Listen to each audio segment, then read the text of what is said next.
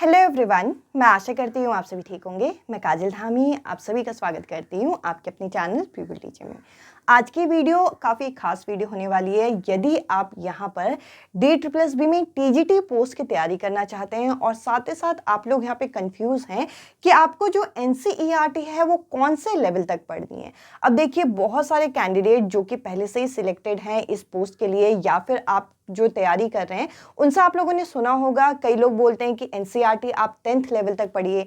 कई लोगों से सुना होगा NCERT आप 12th लेवल तक पढ़िए। पर एक्चुअल में आपको किस लेवल तक पढ़ना है और कहाँ से किस तरीके से टॉपिक का सिलेक्शन करना है, चाहे आप यहाँ पे TGT नेचुरल साइंस की तैयारी कर रहे हैं, चाहे आप TGT सोशल साइंस की तैयारी कर रहे हैं, चाहे TGT मैथ्स की, इंग्लिश की, हिंदी की, तो आपको कौन से लेवल तक पढ़ना है, इस वीडियो से होपफुली आपको ये चीज़ क्लियर होगी।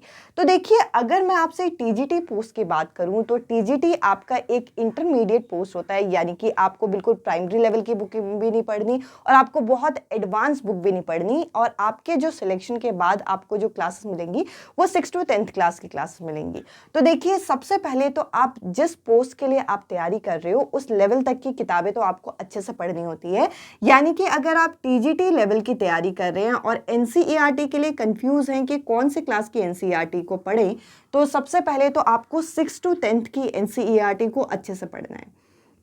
और इसमें भी सबसे ज़्यादा आपकी इंपॉर्टेंट जो NCERT होती हैं वो आपकी 8th, 9th और 10th क्लास की होती है। यानी कि जो 6th और 7th की NCERT है वो जस्ट आप रीड कर सकते हैं, बट 8th, 9th और 10th क्लास की जो NCERT है उसके प्रॉपर आप नोट्स भी रेडी कीजिए, क्योंकि आपके ज़्यादातर क्वेश्चन यहीं से फंसते हैं। अब इसके अलावा आपने कई सारे कैंडिडेट से ये भी सुना होगा कि आपको 11th और 12th क्लास की भी NCERT करनी है, और ये चीज़ बहुत फैक्चुअल है कि एक पर्टिकुलर कैंडिडेट 11th और 12th क्लास के सारे सब्जेक्ट को कवर नहीं कर सकता।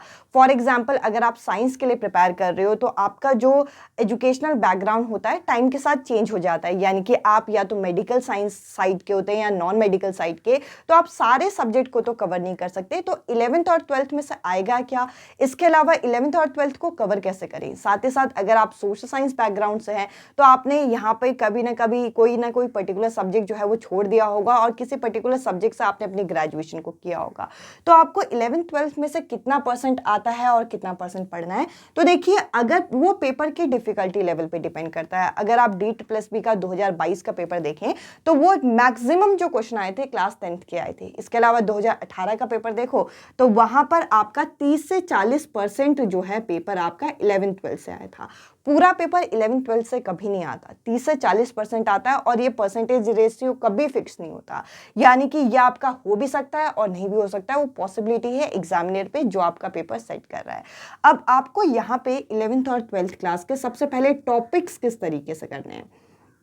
11th और 12th क्लास के उन टॉपिक्स से क्वेश्चन आते हैं जो कि आपको 9th और 10th क्लास में मिलेंगे। जैसे कि अगर मैं साइंस बैकग्राउंड से यहाँ पे साइंस सब्जेक्ट की बात करूँ तो आपको साइंस में जैसे कि 9th क्लास में मोशन चैप्टर मिल रहा है, तो वही आपको 11th क्लास में भी मिल रहा है। ऐसे ही जो बायो के टॉपिक आपको 9th 10th में मिल रहे हैं वही टॉपिक आपको 11th 12th से पिक करना है।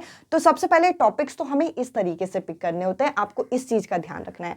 इसके अलावा अगर मैं ज्योग्राफी की बात करूँ या फिर सोशल साइंस आप कह लीजिए उसकी बात करूँ, जो टॉपिक आपके 9th और 10th क्लास के यहाँ पे हिस्ट्री, ज्योग्राफी, पॉलिटी में है वही टॉपिक आप 11th 12th से पिक करें तो आपको बहुत ज़्यादा वहाँ पे फायदा होगा। तो इस तरीके से आप 11th और 12th क्लास के टॉपिक को पिक करें।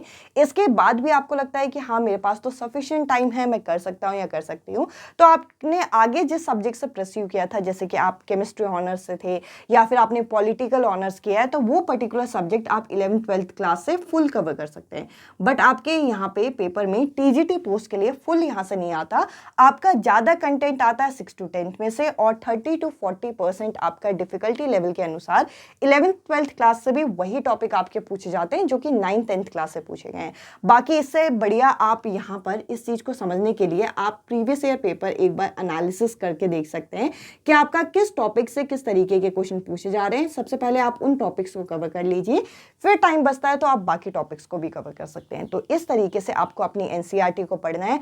और यस, अगर आप TGT पोस्ट के लिए सिलेक्शन चाहते हैं तो NCERT से बेस्ट कोई बुक नहीं है, इस बुक को ही आपको फॉलो करना है। अगर इस बुक को पढ़ लेते हैं उसके बाद अगर आप कोई सप्लीमेंट बुक फॉलो करना करना चाहते हैं तो फॉलो कर सकते हैं। अदरवाइज NCERT पढ़ के भी आपका TGT पोस्ट के लिए सिलेक्शन हो सकता है। इसके अलावा आप मेरे साथ टेलीग्राम ग्रुप पे भी जुड़ सकते हैं, जिसका लिंक आपको डिस्क्रिप्शन मिल जाएगा। साथ ही साथ TGT नेचुरल साइंस के इंग्लिश मीडियम और TGT सोशल साइंस के इंग्लिश और हिंदी मीडियम दोनों ही नोट्स यहाँ पे NCERT बेस्ड यहाँ पे अवेलेबल हैं। अगर आप चाहते हैं तो आप इस नंबर पे व्हाट्सअप कर सकते हैं, जो कि आपको पेड फॉर्म में ये मिलेंगी। इस वीडियो में इतना ही। अब मैं आपसे मिलती हूँ अगली वीडियो में अगले टॉपिक के साथ। Bye bye, take care.